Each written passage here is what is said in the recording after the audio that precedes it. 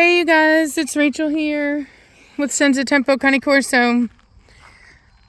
So I'm out here with Preacher and Blondie and Remy and Velocity. I don't know if you can tell, but Remy is super pregnant. She is so big, you guys. A lot of people will be happy about that. It makes me nervous. But hey, you better chill out, woman. Chill out, Blondie. But anyway, yeah, it makes me nervous. There was a time back when I was breeding pit bulls that I would have been like, oh, that's awesome. But these big old dogs, man, whew, you never know. So yes, I'm going to be honest, my dogs are a little on the chunky side other than Blondie. I was gone. Blondie, I had someone hire me for training out in Atlanta, Georgia. And so I was there for the weekend, training. And unfortunately, before that, I think 2 days before that, I drove to New Hampshire, and back, which was an adventure. Velocity, get out of that high grass. Come on. Velocity. Psst. Now, get up out of the high grass. Come here, now. Velocity, come. Quit being nasty. So, there's been a good, almost a week that Savannah's been feeding, and unfortunately, that's why Velocity is a cow right now. But, you know, she'll get over it. She's been spayed, and so she can't handle as much food as she used to be able to. So, yeah, this is Remy. Remy is Formentino female out of Mona and Preacher. And this is going to be her first litter. And Stroke Show. That's actually her half-sister right there. They're both out of Preacher. Can you see the resemblance? They both have long muzzles. But we're going to go in with the same fix.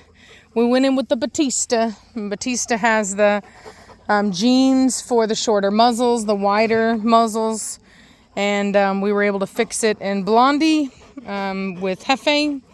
And I'm quite sure that we'll fix it with her. In fact, for those of you that love Smurf, Remy is carrying puppies that are, it's almost the same thing. So Smurf is out of Mona and Batista, and the only difference is these puppies have the addition of Preacher. So it's like an added bonus. It's like a reward. That's her daddy, Preacher's last daughter. I've tried to breed him, but after that, but I've not gotten anything yet. So could have just been bad luck, you know what I mean? We'll have to see. But look at him being so patient with her. Everyone is always so patient with her. He needs to poop. Remy, come on, Remy. Remy, let him poop. Come on, let's go. Preacher, get that dog. You skeeter. You skeeter. You teach her a lesson. Remy. Good girl. Good baby.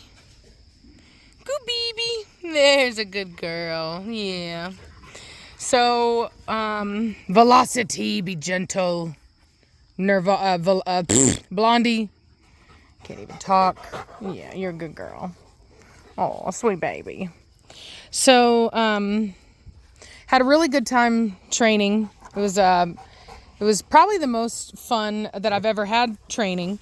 And I did it differently. Normally, whenever I help people, I do one training a week for a month. But this time, instead of doing that, I did much more immersive training. So I was there for Friday, Saturday, Sunday, and we just literally hung out just about all day on Saturday, half the day on, well, no, not half the day, about a couple hours whenever I first got in, and then we spent about, I think, 3 or 4 hours. So all together, we probably spent about 16 hours training over the weekend, and we just went everywhere. You know what I mean? We just, anywhere that was dog friendly, we went and we did training, and it was fantastic. And Blondie, back over here.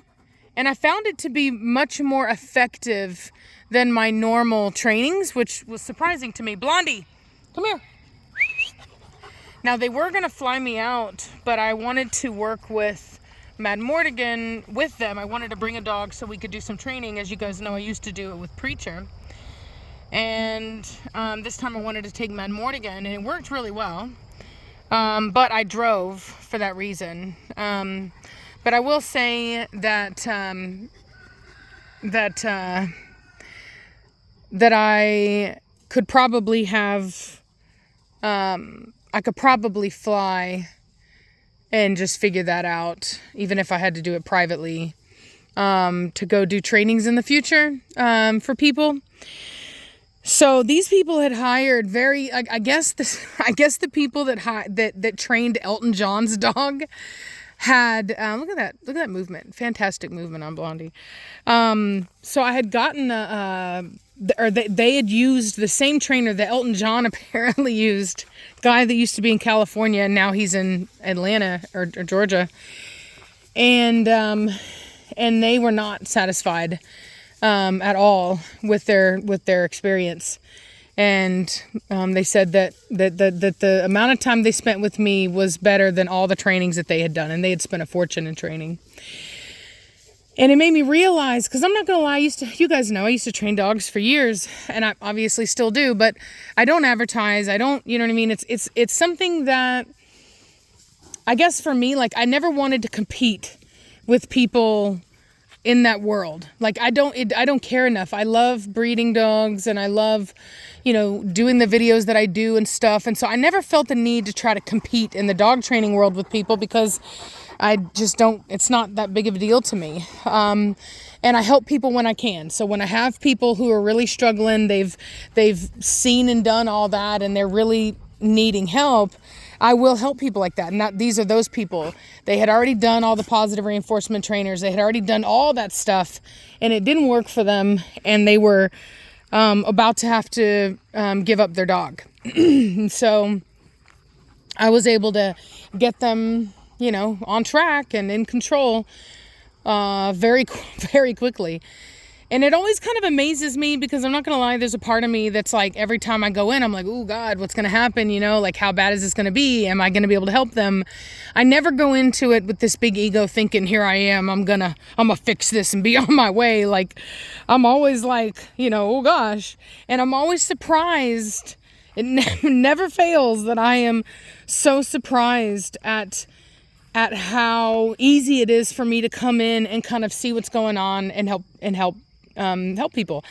And I think the reason why it's so easy is because there's so much misinformation out there about training dogs, and specifically a lot of misinformation about this breed. In fact, I often tell people the worst thing you can do is read online about the Corso to try to get any kind of idea of how to train them or what they're like or anything like that.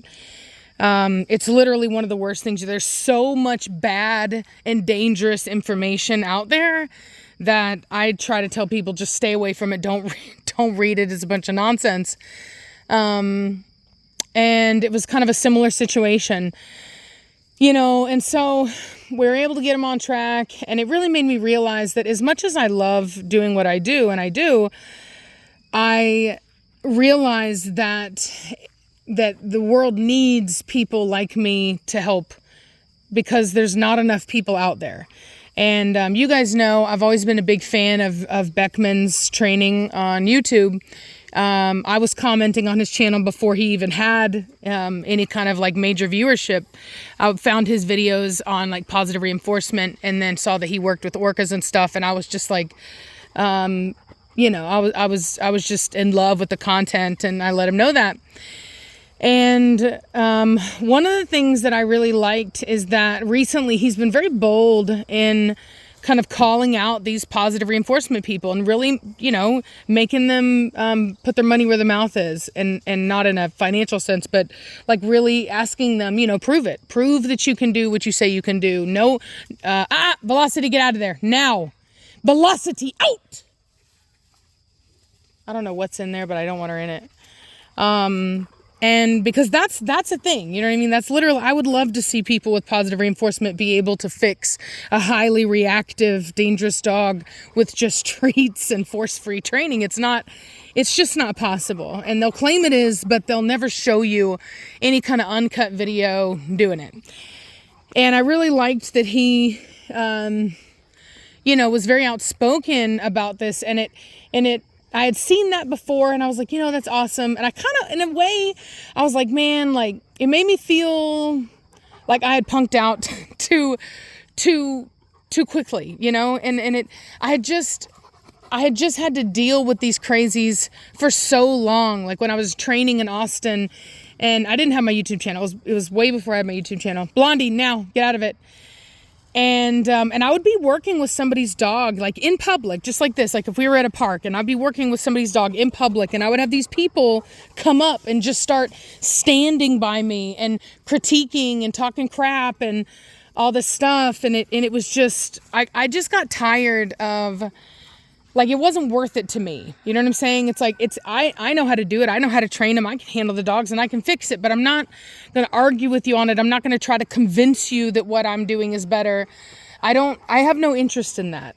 And I don't want to have to. Like, I don't want to sit and try to explain to somebody why, positive reinforcement can't fix that stuff, in the same way that I don't want to sit there and explain to somebody why an all sugar diet won't make you lose weight, It's just the way it is. Blondie, come here. But I have decided that I am going to get back to training again. I'm going to open up a training program. And both Reese and I are going to do this. And we're going to have two different sides of it. She's going to handle the nutrition side. We're both going to handle a lot of like the current research, kind of first aid, like all kinds of just like things that every dog owner should know kind of stuff. And then I'll be handling the training side of it. And one of the things that I'll be doing is I will be traveling to people's locations to train them and their dogs.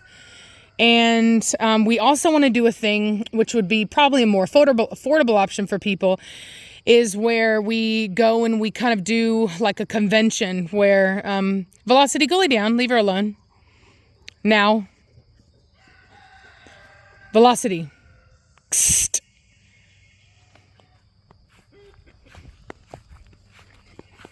Woman. And anyway, she's fine, but I'm just...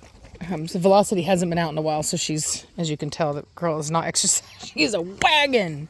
You are a wagon. You are a big fat tub of fur. It's not her fault. But anyway, so we'll be doing a thing where we basically, you can reserve in advance, and we're basically going to be like a workshop. And so you'll be able to show up, and you'll pay a much less fee than you would if you, it's kind of like a group training session versus private lessons.